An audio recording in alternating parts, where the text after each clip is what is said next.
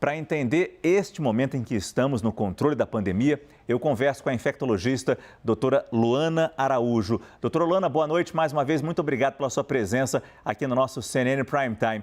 É inacreditável que a gente ainda tenha tanta gente sem ter tomado, sem estar em dia com as doses de vacina. Eu pergunto qual é o peso dessa informação nesse aumento de casos que a gente está assistindo neste momento. Boa noite, Márcio. Muito obrigada por me receber novamente aqui.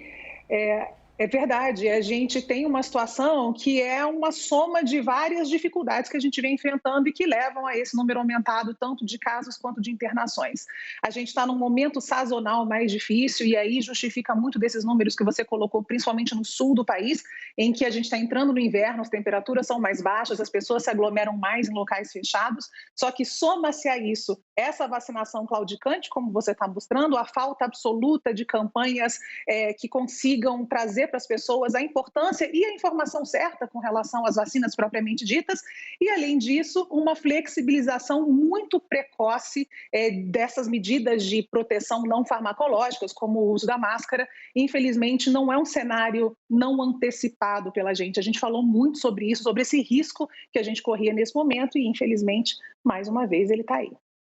Fala daqui a pouco sobre as medidas de flexibilização, mas antes eu queria o seu comentário sobre essa extensão da vacina, da quarta dose de vacina, a quem tem 50 anos ou mais. Veio tarde, veio na hora certa e qual é a importância dela, claro?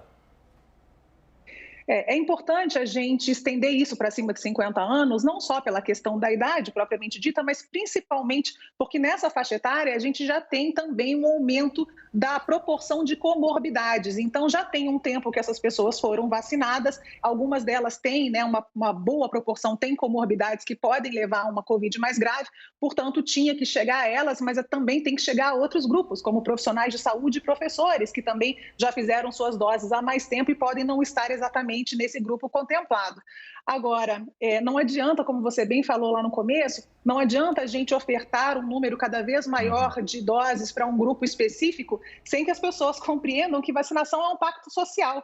Então, precisa entender, por exemplo, que o esquema básico de 2 doses, ele é o esquema primário, mas que o esquema atualizado que protege as pessoas contra a Covid para adultos imunocompetentes, por exemplo, é de 3 doses, não é de 2. Então, se a gente falar que o Brasil tem uma alta cobertura vacinal porque 80% da população tem 2 doses, a gente está atrasado e está usando o indicador errado. E isso pode passar uma imagem muito incorreta para as pessoas e pode vulnerabilizar a população como um todo. Agora, nesse momento que a gente tem a dose de reforço aprovada para quem tem mais de 50 anos, a quarta dose, no momento que a gente vê vários locais do Brasil recomendando, no início recomendando a volta da máscara, a senhora acha que está surgindo a possibilidade de a gente regredir em certas medidas de flexibilização, voltar a fechar alguma coisa?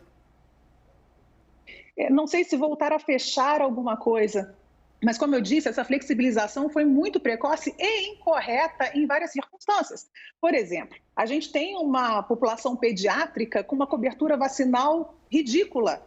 Quando a gente pensa, principalmente em determinados nichos do país, essa população não poderia estar exposta a ambientes escolares, por exemplo, sem máscara. A gente tem uma população pediátrica abaixo de 5 anos completamente desprotegida. A gente tem transporte público em que as pessoas não estão utilizando a máscara numa população que não tem a terceira dose como deveria ter. Então, a gente poderia ter flexibilizado em ambientes abertos, poderia ter aberto algum tipo de exceção nesse sentido, mas isso deveria vir acompanhada de uma campanha para ensinar as pessoas a gerir o risco pessoal.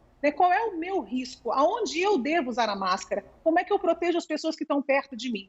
Não foi isso que foi feito. Então, isso foi flexibilizado como se a Covid não fosse mais um problema.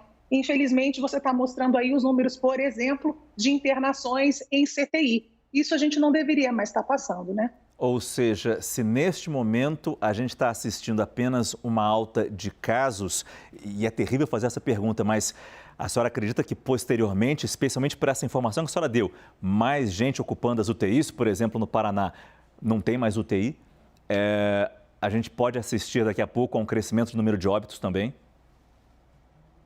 A gente sabe, Márcio, que seguindo o aumento do número de casos, é esperado que aumente o número de internações e é esperado que aumente o número de óbitos. A ideia da vacina, e foi o grande ganho da vacina, foi não converter isso, né, casos em hospitalizações, em óbitos, da mesma forma como a gente via no começo da pandemia. Só que isso não significa que a gente esteja em números absolutamente controláveis ou que a Covid não concorra com outras patologias nesse momento por esses leitos de CTI. Então, a gente precisa minorar esses riscos e para que a gente consiga fazer isso, é preciso que a gente não só ofereça a ferramenta da vacina, mas faça com que as pessoas compreendam a importância disso acontecer, delas aderirem a essas medidas, assim como voltar a aderir de uma maneira mais consciente ao uso da máscara. Então, sim, a gente corre o risco de ter um aumento do número de óbitos, o próprio estado de São Paulo já se prepara para isso, e é uma notícia ou é uma análise que a gente faz com muita dor. Luana Araújo, infectologista, muito obrigado mais uma vez pela sua participação no nosso CNN Prime Time. Sempre um prazer. Boa noite. Boa noite, obrigada.